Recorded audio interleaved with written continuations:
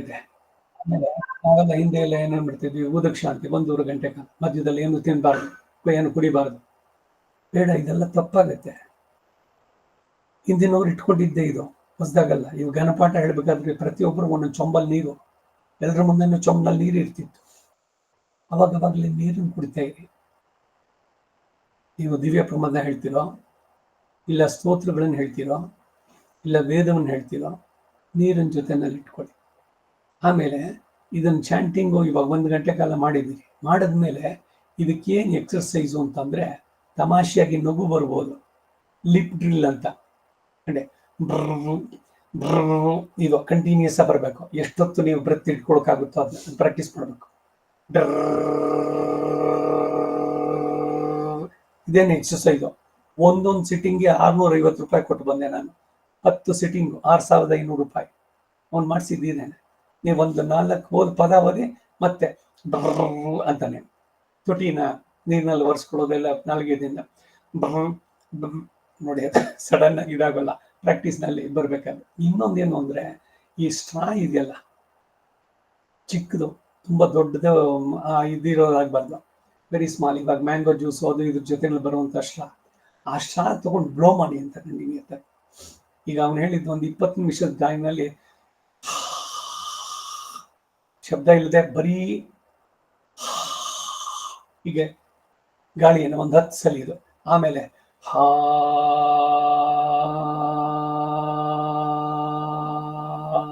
Voice difference ಬರಬಾರ್ದು. ಇಲ್ಲಿ ಒಂದಕ್ಕೊಂದಕ್ಕೂ ಓವರ್ಲೇಪ್ ಆಗುತ್ತೆ ಅಂತಾರೆ ಕಾರ್ಡ್. ಅದಕ್ಕೆ ಪ್ರಾಕ್ಟೀಸ್. ನೀರು ಕುಡಿದ್ಬೇಕು ಮತ್ತೆ ಮಧ್ಯದಲ್ಲಿ. ಆದ್ಮೇಲೆ ಇದು ಹೇಳಿದ ತಕ್ಷಣ ಮತ್ತೆ ಅನ್ಕೊಂಡ ಅದು ಲಿಪ್ ಡ್ರಿಲ್ ಅಂತ. ಇದೇನಾಗುತ್ತೆ ಅಂದ್ರೆ, ಆ ಲಿಪ್ ಡ್ರಿಲ್ ಅಥವಾ ಟ್ರರ್ ಅನ್ಬೇಕಾದ್ರೆ ಇದು ಏರನ್ನ ನೀವು ಗಂಟೆಯಿಂದ ಶಬ್ದ ಜೊತೆ ಕೊಡಬೇಕಾದ್ರೆ ತುಂಬಾ ಕಂಪ್ರೆಸ್ ಮಾಡಿ ನಿಧಾನಕ್ಕೆ ಬಿಟ್ಟಂಗೆ. ಆ ಪ್ರಾಕ್ಟೀಸ್ನಲ್ಲಿ ಈ ಮಸಲ್ಸ್ ಇದೆಯಲ್ಲ, ವೋಕಲ್ ಕಾರ್ಡ್ ಮಸಲ್ಸ್, ಅದು ಸ್ಟ್ರಾಂಗ್ ಆಗುತ್ತೆ. ಇಲ್ದಿದ್ದೇನಾಗುತ್ತೆ ಅಂದ್ರೆ, ಒಳ್ಳೆ ಸಂಗೀತಗಾರರು ಅವ್ರ ಮುಂದಕ್ಕೆ ನೀವು ಹಾಡಲೇ ಕೂಡುದು ಅಂತಂದ್ರೆ ಹೋಗ್ಬಿಡುತ್ತೆ ವಾಯ್ಸು. ನೀವು ಫುಲ್ ಸೆಂಟೆನ್ಸ್ ಹೇಳೋ ಅಷ್ಟರಲ್ಲಿ ಆ ಶಬ್ದನೇ ಬರೋಲ್ಲ. ಯಾಕೆಂದ್ರೆ ಅದು ಒಳಗಡೆ ಒಂದಕ್ಕೊಂದಕ್ಕೆ ಓವರ್ಲ್ಯಾಪ್ ಆಗುತ್ತೆ ಅಂತ. ಸೊ ಅದರಿಂದ ಸ್ತೋತ್ರವನ್ನೇ ಆಗಲಿ, ದಿವ್ಯ ಪ್ರಬಂಧ ಆಗಲಿ ಅತಿಯಾಗಿ ಜೋರಾಗಿ ಹೇಳಕ್ ಬೇಡ. ಒಬ್ಬೊಬ್ಬರದ ಅವರ ಲಿಮಿಟ್ಸ್ ಏನಿದೆಯೋ ಅಷ್ಟೇ. ವೇದವನ್ನ ಅತಿ ಮಂದ್ರಂ ಹೇಳಬಾರ್ದು ಅಂತಿದೆ. ತುಂಬಾ ಮನಸ್ಸಿನಲ್ಲೇ ಹೇಳ್ಕೊಳ್ಳೋದು. ಈಗ ತಾನೇ ಬಂತಲ್ಲ ಪಣಿನಿ ಸೂತ್ರದಲ್ಲಿ, ಒಂದು ಲೆವೆಲ್ ಅಷ್ಟೇ. ಇನ್ಯಾರೋ ಹೈ ಪಿಚ್ ನಲ್ಲಿ ಹೇಳ್ತಾ ಇದ್ದಾರೆ ಅಂತ ಅದ್ರ ಜೊತೆಗೆ ಸೇರ್ಸೋಕೆ ಹೋಗ್ಬಾರ್ದು. You will be shining.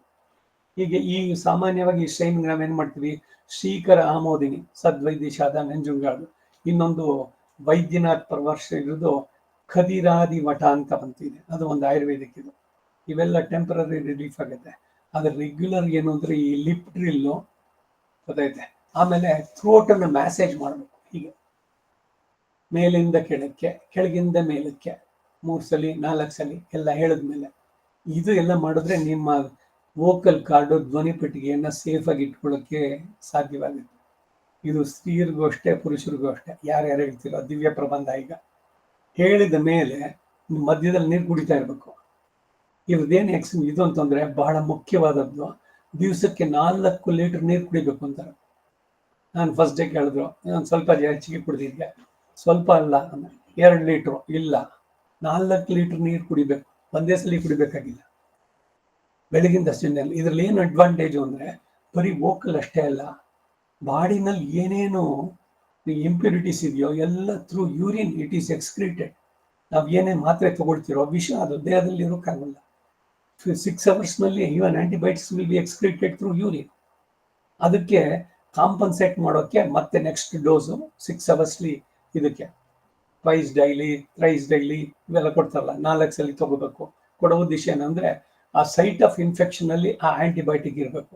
ಅದಾಗಿದ ತಕ್ಷಣ ಆಟೋಮೆಟಿಕ್ ಹೋಯ್ತು ಅಂದ್ರೆ ನೆಕ್ಸ್ಟ್ ಕೋರ್ಸ್ ಹೋಗಿರುವಂಥದ್ದು. ಸೊ ಅದರಿಂದ ನಾರ್ಮಲ್ ಆಗಿ ನಿಮ್ಮ ಶರೀರದ ಆರೋಗ್ಯಕ್ಕೆ ಎಲ್ಲರೂ ಹೆಚ್ಚಿಗೆ ನೀರು ಕುಡೀರಿ. ವೇದ ಹೇಳ್ತಿರೋ ಹೇಳಲ್ವೋ, ಬಟ್ ಅಭ್ಯಾಸ ದಿವಸಕ್ಕೆ. ನಾನು ಅಮೇರಿಕಾಗೆ ಹೋಗಿದ್ನಲ್ಲ, ನಮ್ಮ ಮಗನ ಫ್ರೆಂಡು ಲೇಡಿ, ಅವಳು ಸಾಫ್ಟ್ವೇರ್ ಇದರಲ್ಲಿ. ಅವಳು 3 ಲೀಟರ್ಸ್ ಒಂದು ದೊಡ್ಡ ಬಾಟ್ಲ್ ಇಟ್ಕೊಂಡಿದ್ದು. ಏನಷ್ಟು ದೊಡ್ಡ ಬಾಟ್ಲು ಅಂತ. ಇಲ್ಲ, ನನಗೆ ಹೇಳಿದ್ದಾರೆ ಟಾರ್ಗೆಟ್ ಇದು, ಒಂದು ದಿವಸಕ್ಕೆ ಬೆಳಗಿಂದ ರಾತ್ರಿ ಒಳಗೆ ಆ 3 ಲೀಟರ್ ಬಾಟ್ಲ್ ಖಾಲಿ ಅಂತ.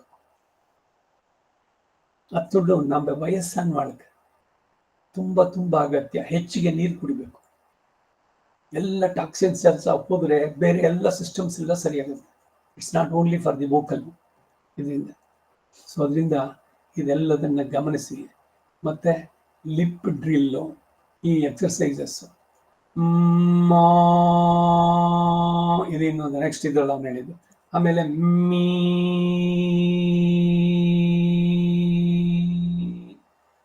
ಮೋ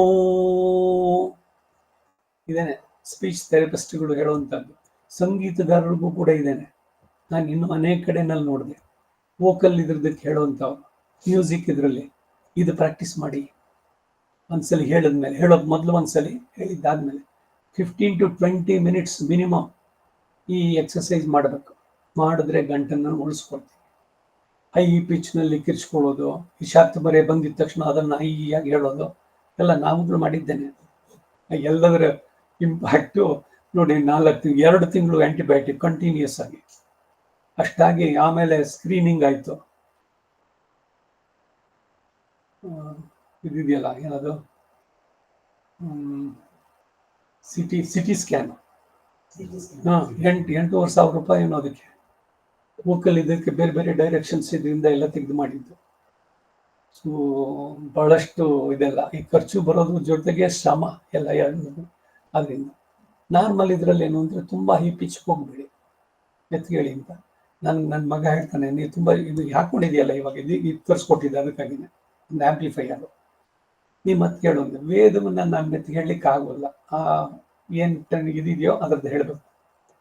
ಬೇರೆ ಸಮಯದಲ್ಲಿ ಇನ್ನೇನಾರು ಇನ್ನು ಹೇಳಬೇಕಾದ್ರೆ, ಈಗ ನೆಕ್ಸ್ಟ್ 4 ಗಂಟೆಗೆ ಇದೊಂದು ಎಕ್ಸಸೈಸ್. ನನಗೆ ಇವತ್ತು ಸಾಯಂಕಾಲ 4ರಿಂದ ಉಪನ್ಯಾಸ ಆರಂಭ.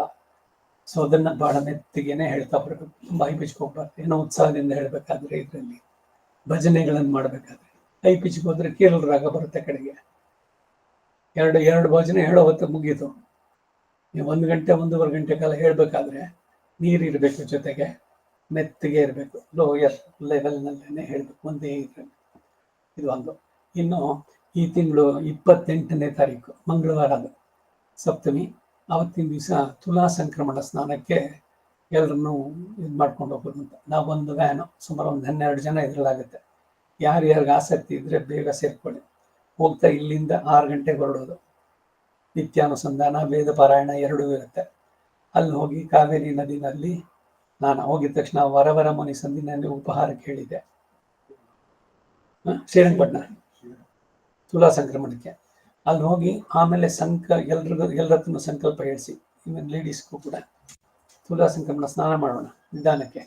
ಮಾಧ್ಯಾಹ್ನಿಕ ವೈಶ್ವದೇವ ಮುಗಿಸಿ ಎಲ್ಲ ದೇವಸ್ಥಾನಗಳನ್ನು ನೋಡಿಕೊಂಡು 1 ಗಂಟೆ ಹೊತ್ತಿಗೆ ಆ ಸನ್ನಿಧಿಗೆ ಹೋದ್ರೆ ಊಟ ಆಗುತ್ತೆ. ಅಲ್ಲಿ ಹೊರಗೆಲ್ಲ ಇದ್ರದಕ್ಕೆಲ್ಲ ಪಶ್ಚಿಮ ಬಾಯಿನಲ್ಲಿ ಹಾಕಿದಂತೆ ಇದು ಸುಲಭ ನಮಗೆ. ಅದರಿಂದ ಅಲ್ಲಿ ಆಹಾರ ಸ್ವೀಕಾರ ಮಾಡಿ ವಾಪಸ್ ಬರ್ತಾ ಮದ್ದೂರೋ ಮಳೂರೋ ದೇವಸ್ಥಾನ ನೋಡಿಕೊಂಡು 7 ಗಂಟೆ ಒಳಗೆ ವಾಪಸ್ ಬಂದ್ಬಿಡ್ಬೇಕು. ವಯಸ್ಸಾದವರು ಇರೋದಲ್ಲ. ಇನ್ಯಾರೋ ಬೆಳಿಗ್ಗೆ ಬೆಟ್ಟಕ್ಕೆ ಹೋಗೋಣ ಅಂದರು, ಅದೆಲ್ಲ ತುಂಬ ಲೇಟ್ ಆಗಿಬಿಡುತ್ತೆ. 10 ಗಂಟೆ 11 ಗಂಟೆ ಆಗಿಬಿಟ್ರೆ ವಯಸ್ಸಾದವ್ರು ಬರೋದು. ಬೆಳಗ್ಗೆ ಹೊರಡೋದು ಮಾತ್ರ 6 ಗಂಟೆ ಹೊರಡೋದು.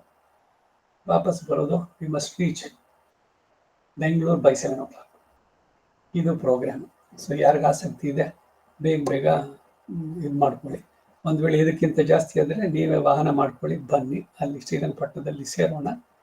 ಸಂಕಲ್ಪ ಹೇಳಿ ಬಹಳ ಮುಖ್ಯ. ಇದು ತುಲಾ ಸಂಕ್ರಮಣ ಸ್ನಾನ ಇದೆಯಲ್ಲ, ತುಲಾ ಕಾವೇರಿ ಮಹಾತ್ಮೆ ಅಂತಿದೆ, ಪುರಾಣದ ಉಲ್ಲೇಖ. ಇದು ನನ್ನ ಹತ್ರ ಗ್ರಂಥನೂ ಇರಬೇಕು. ಆ ಪ್ರತಿದಿನ ಇದರಲ್ಲಿ ನೋಡಿದೆ ನಾನು. ವರವರ ಮುನಿ ಸನ್ನಿಧಿನಲ್ಲಿ ಒಂದೊಂದು ಅಧ್ಯಾಯ ಓದ್ತಾರೆ, ಪಾರಾಯಣ ಮಾಡ್ತಾರೆ ತುಲಾ ಕಾವೇರಿ ಸ್ನಾನದ ಹಿರಿಮೆಯನ್ನು. ಹಾಗೆ ಮಾಘ ಸ್ನಾನ, ಮಾಘ ಮಾಸದಲ್ಲಿ ಮಾಡುವ ಸ್ನಾನ, ಬಲವಂತ ಸ್ನಾನ ಮಾಘ ಮಾಸದ್ದು ಅಂತ ತಮಾಷೆ ರೂಢಿನಲ್ಲಿ ಒಂದು ಮಾತು ಬರೋದು ಇದೆ. ಇದು ಈ ಸಂದರ್ಭಗಳಲ್ಲಿ ಮಾಡುವಂಥ ನದಿ ಸ್ನಾನಗಳು ಬಹಳ ಇದು. ಅನೇಕ ಸ್ನಾನಗಳು ಬರುವಂಥದ್ದು ಇದು ಅವಭೃತ ಸ್ನಾನ.